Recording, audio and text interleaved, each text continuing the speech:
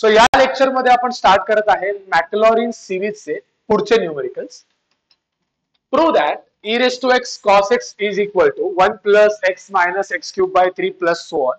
So आपल्याला इथे बघून कळणार आहे की एक्सपांड कुठल्या टर्म पर्यंत करायचा आहे. आपल्याला क्यूबच्या टर्म पर्यंत एक्सपांड करायचं आहे. क्यूबच्या टर्मच्या वरचे जे टर्म्स आहेत ते आपण निग्लेक्ट करणार आहोत, घेणार नाही. सो इथे बघा दोन टर्म्स आहेत. पहिली टर्म कुठली आहे? e raised to x. e raised to x चा फॉर्म्युला काय?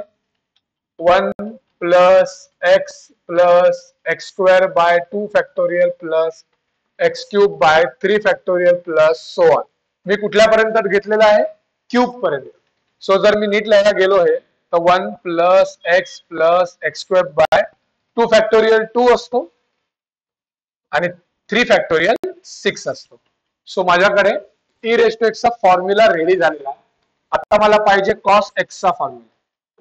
cos x मध्ये बघाल तर फक्त सगळ्या इव्हन टर्म्स असतात. 1 x square by 2 factorial, x raised to 4 by 4 factorial and so on. आणि साइन्स असतात minus plus minus plus minus plus so. So हा आहे आपला cos चा फॉर्म्युला. आता याला जर मी नीट लिहायला गेलो तर हा होईल 1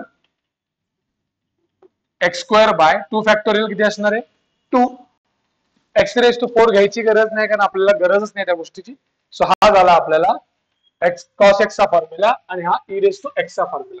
सो दोन्ही फॉर्म्युला आपल्याकडे रेडी आहेत. आपल्याला पाहिजे क्वेश्चन नुसार e raised to cos x, e raised to x cos x म्हणजे दोन्ही आन्सर्सचं मल्टिप्लिकेशन. सो हे आहे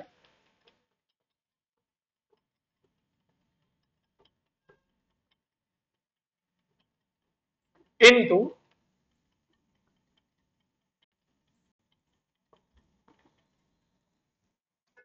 सो आता या दोघांचं मल्टिप्लिकेशन ओपन कसं करायचं? इथे 4 टर्म्स आहेत.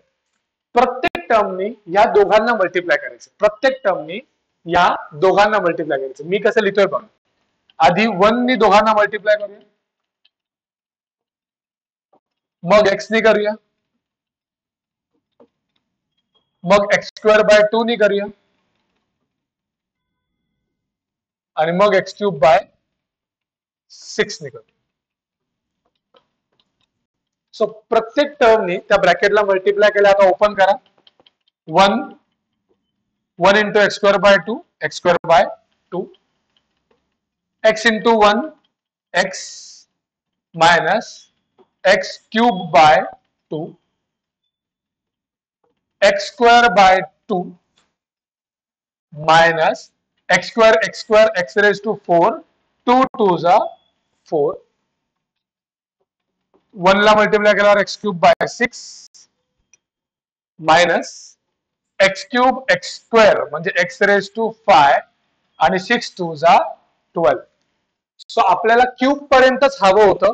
सो क्यूबच्या वरच्या ज्या टर्म्स आहेत त्या मी कॅन्सल करतो. ह्या टर्मची गरज नाही, ह्या टर्मची गरज नाही. बस गोळा करूया. सो कॉन्स्टंट एकच आहे 1. x ची टर्म इथे एकच आहे प्लस x. एक्स स्क्वेअर ची टर्म किती आहे? एक्स स्क्वेअरच्या दोन टर्म्स आहेत. इथे एक्स स्क्वेअर सोबत आहे मायनस 1 बाय 2 आणि इथे एक्स स्क्वेअर सोबत आहे plus 1 by 2. Next x cube सोबत इथे आहे मायनस 1 बाय 2 आणि इथे आहे प्लस 1 बाय 6. समजलं? Minus 1 by 2 plus 1 by 2 cancel. So x स्क्वेअरची टर्म कॅन्सल झालेली आहे. कोण कोण उरलं?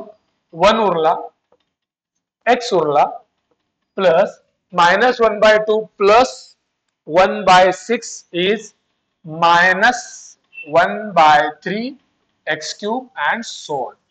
So hence proved. सो अशा प्रकारे आपण e raised to x चा फॉर्म्युला घेतला, cos x चा फॉर्म्युला घेतला, दोघांना मल्टिप्लाय केलं, ब्रॅकेट ओपन केल्या, सगळ्या गोष्टी गोळा केल्या आणि आपल्याला आपला आन्सर मिळालेला आहे. ओके, नेक्स्ट क्वेश्चन कडे जाऊया. सो इथे मी स्टार्ट करतोय सबस्टिट्यूशनचे न्यूमेरिकल्स. तुम्हाला काही बेसिक सबस्टिट्यूशन, बेसिक ट्रिग्नोमेट्रीचे फॉर्म्युले या टाइपचे क्वेश्चन सॉल्व्ह करायला माहिती पाहिजे. So expand under root 1 plus sin x in the power of x up to x raised to 6. 6 term पर्यंतच आपल्याला घ्यायचं आहे. सो सगळ्यात पहिले तुम्हाला बेसिक फॉर्म्युले sin square theta plus cos square theta is equal to 1 हा फॉर्म्युला सगळ्यांना माहितीच असतो. अँड सेकंड sin 2 थिटाचा फॉर्म्युला आहे 2 sin theta cos theta 2 sin theta cos theta. So हे मेजर दोन फॉर्म्युले मला इथे सबस्टिट्यूट करायचे. मी तो 1 आहे ना 1 या 1 ला काय लिहिणार आहे या 1 ला मी लिहिणार आहे sin square x by 2 plus cos square x by 2. मी थिटाला काहीही लिहू शकतो. तुम्हाला x बाय 2 लिहायचंय y बाय 2 लिहायचंय काहीही लिहा. मी काय लिहिलंय x बाय 2 का हे पुढे कळेल. साइन एक्स ला काय फॉर्म्युला हे बघा. साइन कडे जेव्हा दोन थिटा असतात तेव्हा एक थिटा साइनला मिळतो एक थिटा कॉसला मिळतो. म्हणजे माझ्याकडे जेवढा अँगल आहे मी अर्धा देणार साइनला अर्धा देणार कॉसला. माझ्याकडे किती अँगल आहे आता एक्स. तर फॉर्म्युला काय पडेल 2 अर्धा देणार मी साइनला म्हणजे काय देणार मी साइनला एक्स बाय 2 आणि अर्धा देणार मी कॉसला.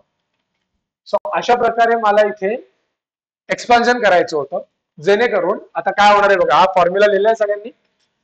इथे कुठला फॉर्म्युला रेडी झालेला आहे A square plus B square plus 2ab हा फॉर्म्युला रेडी झालेला आहे. So A square plus B square plus 2ab is nothing but A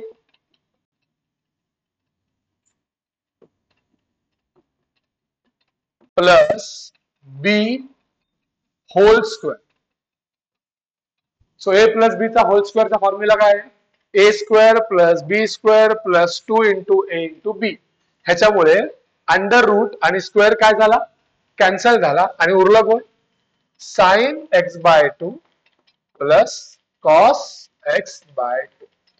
so या टर्मला आपण सबस्टिट्यूशन करून सिंपल टर्म मध्ये आणलेलं आहे sign plus cos.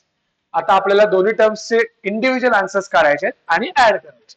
So sine x by 2 चा आन्सर काय असतं त्याच्या आधी आपल्याला पाठ पाहिजे साइनचा आन्सर काय असतं.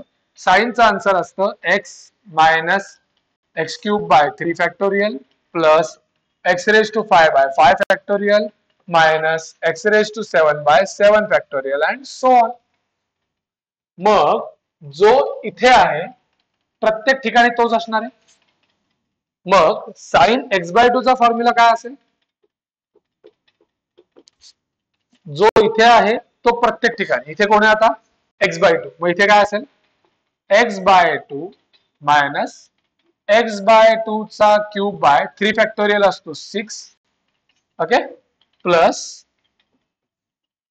एक्स रेज टू 5 च्या ऐवजी x by 2 raise to 5 by 5 factorial असतो 24 5 चा ऑलमोस्ट 120 ओके आणि एक्स रेज टू 7 ही टर्म मी घेत नाहीये कारण up to x raise to 6 आपल्याला हवं होतं. सो हे आन्सर झालेलं आहे साइन एक्स बाय 2. आता मी जातोय कॉस एक्स बाय 2. सो त्याच्या आधी आपल्याला कॉस एक्सचा फॉर्म्युला माहिती पाहिजे जो फॉर्म्युला असतो 1 x square by 2 factorial x 4 by 4 factorial x raise to 6 by 6 factorial up to 6 घेतलेलं आहे मी. सो कॉस एक्स बाय 2 चा काय असेल 1 मायनस एक्स बाय 2 रेजचा स्क्वेअर बाय 2 फॅक्टोरियल असतो 4 x by 2 raise to 4 upon 4 factorial असतो 24 आणि x by 2 raise to 6 upon 6 factorial असतं 720. सो कॉस एक्स बाय 2 आणि साइन एक्स बाय 2 चा आन्सर आलेला आहे. आपल्याला काय करायचं होतं sine x by 2 plus cos x by 2 add करायचंय. आपल्याला काय करायचंय ऍड करायचंय. सो 1 2 3 1 2 3 4 या टर्म्स आपल्याला ऍड करायच्या आहेत.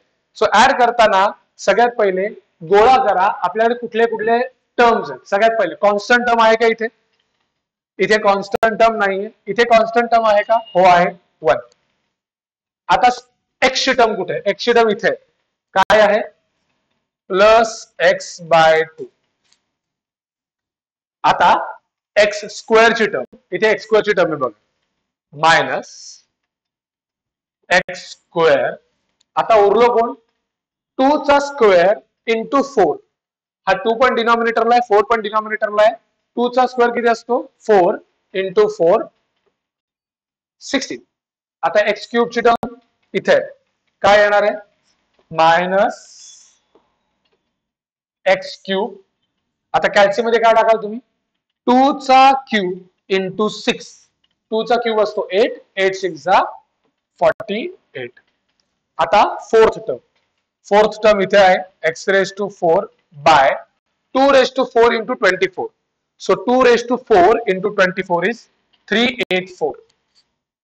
आता एक्स रेज टू 5, इथे एक्स रेज टू 5 काय येणार, plus x raise to 5 upon calci मध्ये काय टाकाल, 2 raise to 5 into 120. So 2 raise to 5 into 120 is 3840.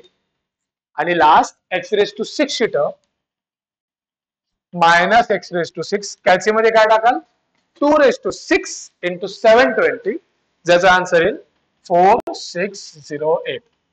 So sine x by 2 plus cos x by 2 मी ह्याच्यावरनं डिराईव्ह केलं, यांचे इंडिव्हिज्युअल फॉर्म्युले डिराईव्ह केले आणि ते ऍड करून मला up to x raise to 6 term असा एक्सपान्जन मिळालं. ओके, सो आपण पुढच्या लेक्चरमध्ये काही अजून सबस्टिट्यूशनचे क्वेश्चन्स घेणार आहोत. ओके, या लेक्चरमध्ये मी ते थांबवतो. थँक्यू.